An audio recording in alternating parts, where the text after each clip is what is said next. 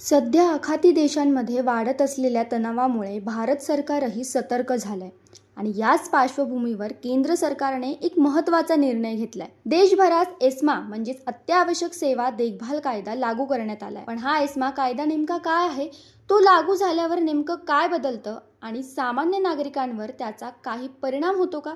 चला अगदी सोप्या भाषेत समजून घेऊया। अमेरिका आणि इराण यांच्यात वाढत असलेल्या तणावामुळे आखाती भागात परिस्थिती थोडी संवेदनशील बनली आहे। त्याचा परिणाम ऊर्जा पुरवठ्यावर होण्याची शक्यता लक्षात घेऊन भारत सरकारने आधीच खबरदारीचा उपाय केलाय। घरगुती गॅसचा पुरवठा कुठेही खंडित होऊ नये, नागरिकांना अडचण येऊ नये यासाठी एस्मा कायदा लागू करण्यात आलाय।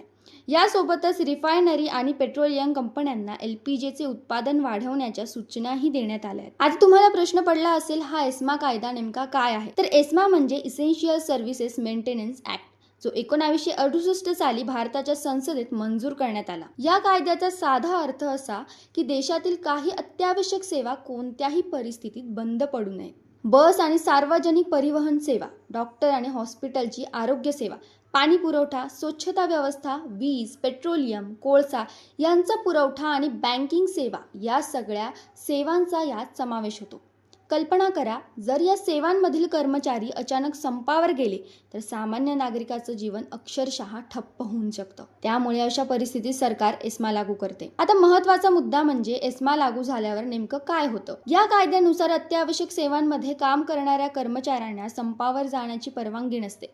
जर कोणी संपावर गेला किंवा काम करण्यास नकार दिला तर त्याच्यावर थेट कायदेशीर कारवाई होऊ शकते। इतकंच नाही तर या कायद्याअंतर्गत पोलिसांना वॉरंट शिवाय अटक करण्याचे अधिकार देखील असतात आणि दोषी आढळल्यास संबंधित व्यक्तीला दंड किंवा कारावासाची शिक्षा देखील होऊ शकते। याशिवाय सरकारला जीवनावश्यक वस्तूंचा उत्पादन, पुरवठा आणि वितरणावर नियंत्रण ठेवण्याचे अधिकारही या कायद्यामुळे मिळतात। त्यामुळे साठेबाजी किंवा काळा बाजार रोखता येतो। दरम्यान हा कायदा साधारणपणे कमाल 6 महिन्यांपूर्वी लागू केला जाऊ शकतो। परिस्थितीनुसार सरकार त्याचा कालावधी ठरवते, म्हणजे सामान्य नागरिकांना कोणतीही अडचण येऊ नये आणि अत्यावश्यक सेवा सुरळीत सुरू राहण्यासाठी सरकार एस्मा सारखा कठोर कायदा लागू करते। सध्याच्या आंतरराष्ट्रीय परिस्थितीत सरकारने घेतलेले हे पाऊल किती परिणामकारक ठरतं हे येणाऱ्या काळात स्पष्ट होईलच।